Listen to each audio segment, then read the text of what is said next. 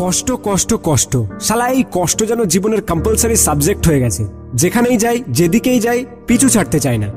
মনে হয় পুরো পৃথিবীটাই যেন দুঃখের সাগর, আর তার মাঝখানে আমাকে ফেলে দেওয়া হয়েছে। হাবুডুবু খেয়েই যাচ্ছি, কিন্তু কুল কিনারা পাচ্ছি না। ভাবি এটা করার পরে মনে হয় আর দুঃখ কষ্ট থাকবে না, শালা তাও আমার পিছু ছাড়ে না। কোনো না কোনো উপায়ে ঠিক চলেই আসে। কবে যে দুঃখ কষ্ট থেকে মুক্তি পাবো? আমার বন্ধু বান্ধব, আমার রিলেটিভ, আমার আশেপাশের লোক সবাই কত আনন্দে আছে, কত সুখে আছে। তাদের তো তেমন কষ্ট নেই। যত কষ্ট মনে হয় আমাকে দিয়েই পাঠিয়েছে বিধাতা। না, অনেক হয়েছে, কিন্তু আর না। মুক্তির পথ আমি বেছে নিয়েছি। হয় বাড়ি থেকে চলে যাব, না হয় আত্মহত্যা করব। মুক্তি পাবো এই স্বার্থপর দুনিয়া থেকে। শেষ করে দেবো নিজের জীবনকে। আব্বে তুই তো একটা ছাগল রে। তুই জীবনের অর্থ বুঝিস? জানিস জীবন কি? তুই কি ভাবিস কষ্ট তোর জীবনে একা আছে আর 700 কোটি মানুষ কি খুব সুখে আছে?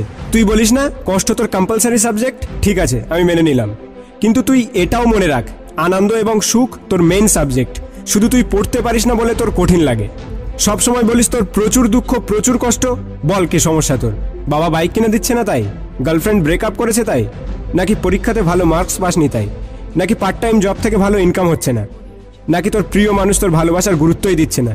নাকি ডিএসএলআর কিনতে পারছিস না তাই? দেখ, এগুলো কোনো কষ্টের মধ্যে পড়ে না। আমি তো বলবো তুই সব থেকে সুখে আছিস। আসলে সমস্যা এই পৃথিবী বা এই সমাজের নয়, সমস্যা তোর নিজের। একটু চোখ খুলে দেখ কত লোক তোর থেকে কত কষ্টে, কত যন্ত্রণায় জীবনের সাথে যুদ্ধ করে যাচ্ছে।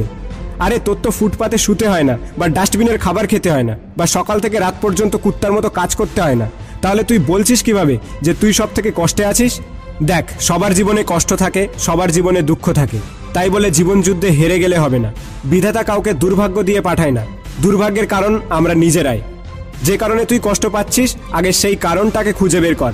তারপর প্ল্যান তৈরি কর যে কিভাবে রিয়্যাক্ট করলে সেই কষ্ট থেকে মুক্তি পাওয়া যাবে। আর ছোট ছোট কারণগুলোকে এত বড় করে দেখিস না। এই সুন্দর জীবনকে একটু উপভোগ করতে শেখ। আর তুই বললি না যে আত্মহত্যা করবি, আমি তো খুঁজেই পেলাম না যে কি কারণে তুই আত্মহত্যা করবি। দেখ ভাই, যাদের মাথা খারাপ, যারা পাগল, যারা ভীতু, তারা এইসব ধরনের কথা বলে। তুই নিশ্চয় পাগল বা ভীতু না। তাহলে কেন ভাই?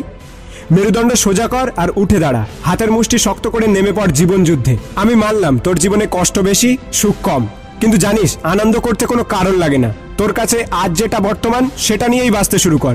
যা হয়েছে তা ভুলে যা, যা হবে তা দেখা যাবে। আমি জানি তোমাদের জীবনেও অনেক কষ্ট আছে, অনেক সমস্যা আছে, কিন্তু একটা জিনিস মনে রেখো, অন্ধকার রাতের পরেই পাওয়া যায় সুন্দর একটা সকাল। ঝড় বৃষ্টির পরেই দেখা যায় রোদ ঝলমলে আকাশ। থাক না হাজারটা সমস্যা, থাক না হাজারটা দুঃখ, কিন্তু একটা তো সুখের কারণ আছে, একটা তো আনন্দের আলো আছে। তাহলে সেটাকেই আঁকড়ে ধরে জীবনটাকে উপভোগ করো। সময়ের সাথে সাথে সব বদলে যাবে। সব কিছুই সম্ভব। Everything is possible. তুমি চাইলে সব কিছু করতে পারো, because you are a super human.